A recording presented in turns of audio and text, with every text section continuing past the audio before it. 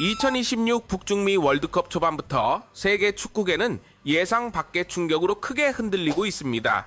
사우디아라비아가 승리 확률 13.1%에 불과하다는 평가를 뒤집고 우루과이와 1대1 무승부를 기록했고, 일본 역시 네덜란드를 상대로 2대2 결과를 만들어내며 아시아 축구의 위상을 다시 쓰고 있습니다.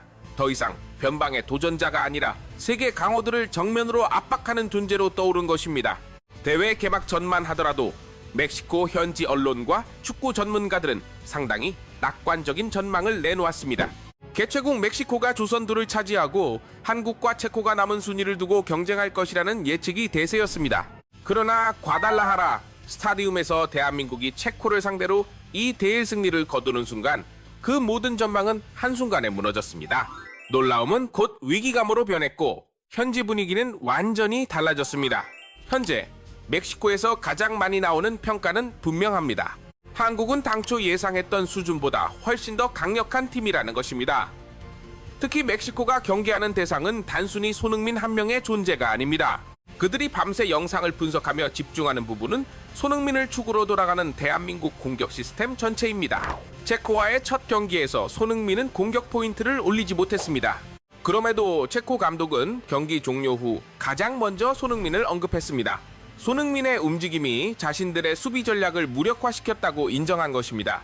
손흥민이 넓은 공간을 오가며 상대 수비를 흔드는 순간 수비수들은 그를 따라갈지 아니면 위치를 지킬지 끊임없이 선택을 강요받게 됩니다. 그리고 그 미세한 틈 사이로 황인범의 날카로운 침투가 이어지고 이강인의 창조적인 패스가 살아나며 오현규의 강력한 마무리가 위력을 발휘합니다. 집중 견제를 하면 다른 선수가 폭발하고 방치하면 손흥민이 치명타를 가하는 구조, 바로 이 점이 멕시코가 가장 두려워하는 요소로 꼽히고 있습니다. 과거 월드컵 무대에서 아시아 선수들은 세계적인 스타들을 상대할 때 이름값에 눌려 위축되는 경우가 적지 않았습니다. 하지만 지금의 대한민국 대표팀은 전혀 다른 모습입니다. 김민재는 바이에른 비넨 수비진의 핵심으로 활약하고 있으며 이강인은 PSG에서 성장 과정을 이어가고 있습니다. 황인범 또한 유럽 정상급 무대에서 경기 운영 능력을 인정받고 있습니다. 이 선수들에게 유럽 최고 수준의 압박과 피지컬은 특별한 경험이 아닙니다. 매주 반복되는 일상입니다. 체코전에서도 오히려 체코 선수들이 한국을 의식하는 장면이 더 많이 보였다는 평가가 나왔습니다. 이제 한국 선수들은 상대 유니폼의 명성만으로 흔들리지 않습니다. 두려움을 잃은 팀은 언제나 가장 위험한 상대가 됩니다. 과달라라는 해발 약 1570m에 위치해 있습니다. 여기에 섭씨 38도에 이르는 무더위까지 더해져 오랫동안 멕시코의 강력한 홈 이점으로 여겨져 왔습니다. 하지만 이번에는 상황이 다를 수 있다는 분석이 현지에서 제기되고 있습니다. 뜨거운 응원을 등에 업은 개최국 멕시코는 공격적으로 경기를 운영해야 한다는 압박을 받고 있습니다. 자연스럽게 수비 라인을 전진시킬 수밖에 없고 그 과정에서 넓은 공간이 뒤쪽에 생겨납니다. 문제는 바로 그 공간이 한국 대표팀이 가장 위협적인 모습을 보이는 영역이라는 점입니다. 손흥민과 황희찬 그리고 이강인은 공간이 열리는 순간 세계 최고 수준의 파괴력을 보여줄 수 있는 선수들입니다. 오히려 촘촘한 조직력으로 버티며 실리적인 운영을 펼칠 한국보다 고지대 환경 속에서 끊임없이 전방 압박과 공격을 시도해야 하는 멕시코가 체력과 정신력 면에서 더 큰 부담을 안고 있다는 평가가 나오고 있습니다. 특히 멕시코 현지 언론은 한국 선수들의 뛰어난 체력 유지 능력에 큰 관심을 보이고 있습니다. 유럽 무대에서 한 시즌 동안 수십 경기를 치러낸 선수들이 대거 포함된 대표팀인 만큼 고지대 환경에 대한 적응 능력 또한 예상치를 넘어설 수 있다는 평가가 이어지고 있습니다. 실제로 홍명보 감독이 이끄는 대표팀은 과달라하라의 높은 지대와 특수한 기후 조건에 대비해 체계적인 회복 훈련과 체력 관리 프로그램을 집중적으로 가동해 온 것으로 전해졌습니다.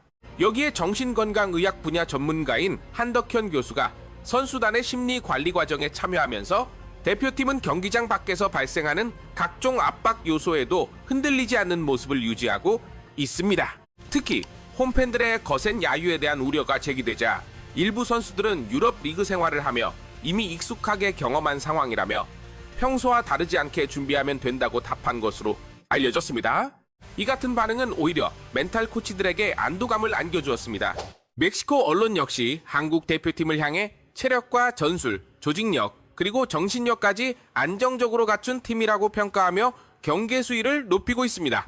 체코전 승리 이후 지나치게 들뜨지도 않았고 멕시코전을 앞두고 위축되는 기색도 없는 현재의 대표팀 분위기는 그 자체로 상당한 강점으로 꼽힙니다. 더욱이 이미 승리를 경험했던 과달라하라 스타디움에서 다시 경기를 치른다는 사실은 스포츠 심리학 측면에서도 선수들에게 긍정적인 영향을 줄 수 있다는 분석이 나오고 있습니다. 최근 멕시코 현지 매체들이 예민하게 주시하는 인물은 의외의 이름들입니다. 바로 부상 복귀를 준비 중인 배준호와 수비수 김태현입니다. 발목 상태가 빠르게 호전되고 있는 두 선수가 멕시코전 출전을 목표로 베이스 캠프에서 본격적인 준비에 들어갔다는 소식이 알려지자 현지에서는 우려의 목소리가 커지고 있습니다. 이미 손흥민과 이강인, 황인범만으로도 막대한 부담을 안고 있는 상황에서 교체 자원으로 황희찬과 조규성, 최근 절정의 컨디션을 과시하는 백스 카스트로프에 이어 배준호까지 대기할 수 있다는 점이 멕시코를 긴장시키고 있습니다. 특히 고지대 경기 특성상 승부의 흐름이 크게 갈릴 수 있는 후반전에 투입될 벤치 자원의 경쟁력까지 한국이 우세하다는 평가가 나오면서 하비에르, 아기레 감독의 고민도 깊어지고 있습니다. 대표팀 선수들은 비가 내리는 훈련장에서도 멕시코 전력 분석 영상을 반복적으로 확인하며 준비에 집중하고 있습니다. 3백이 4백과 5백 형태로 유연하게 변화하는 전술적 전환 과정까지 세밀하게 이미지 트레이닝을 진행하며 완성도를 높이고 있습니다. 이번 맞대결에서 또 하나의 중요한 변수는 심판진입니다. FIFA가 발표한 주심은 우루과이 출신 구스타보 테아다 심판입니다. 그는 지금까지 총 344경기를 맡으며 옐로카드 1733장과 레드카드 44장을 기록했습니다. 경기당 평균 5장 수준의 경고가 나올 정도로 엄격한 판정 성향을 가진 인물로 평가받고 있습니다. 그는 경기 전부터 불필요한 행동이나 거친 항의에는 관용을 베풀지 않겠다는 입장을 분명히 밝혔습니다. 따라서 멕시코 팬들의 일방적인 응원 속에서 거친 몸싸움이 이어지더라도 태극 전사들이 감정을 통제하며 평정심을 유지할 수 있느냐가 승부를 결정할 핵심 요소로 떠오르고 있습니다. 대한민국 축구는 월드컵 조별리그 2차전에서 오랫동안 3무 7패라는 아픈 기록을 안고 있었습니다. 그러나 상대 퇴장으로 수적 우위를 점한 상황에서 남아공을 꺾었던 멕시코의 결과가 다소 과대평가됐다는 시각과 함께 세사르 몬테스의 공백까지 고려하면 이번 경기는 한국이 월드컵 조별리그 사상 첫 2차전 연승을 달성하며 오래된 징크스를 끌어낼 절호의 기회로 평가받고 있습니다. 만약 대한민국이 멕시코마저 넘어선다면 이번 대회의 전체 흐름을 뒤흔드는 거대한 나비 효과가 시작될 가능성도 결코 작지 않습니다. 남아공과 체코의 경기 결과까지 맞물릴 경우 대한민국은 단순히 16강 진출을 확정하는 수준을 넘어설 수 있습니다. A조 선두에게 주어지는 결정적인 이점까지 손에 넣게 되는 것입니다. 그 혜택은 매우 큽니다. 악명 높기로 유명한 미국 원정 이동을 피하고 멕시코시티에 그대로 머물며 토너먼트 일정을 소화할 수 있기 때문입니다. 이는 단순한 편의가 아닙니다. 장거리 항공 이동에 따른 피로와 시차 적응 문제를 모두 제거한 채 경기에만 집중할 수 있다는 의미입니다. 그렇게 된다면 8강은 물론 그 이상의 무대까지 바라볼 수 있는 이상적인 대진 구도가 완성됩니다.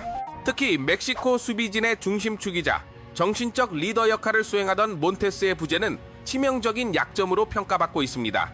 체코와의 첫 경기에서 압도적인 신체 조건을 앞세워 유럽 수비수들을 끊임없이 괴롭혔던 오현규가 조직력이 흔들린 멕시코의 임시 수비 라인을 상대로 어떤 위력을 발휘할지 관심이 집중되고 있습니다. 전술적으로도 흥미로운 장면이 예상됩니다.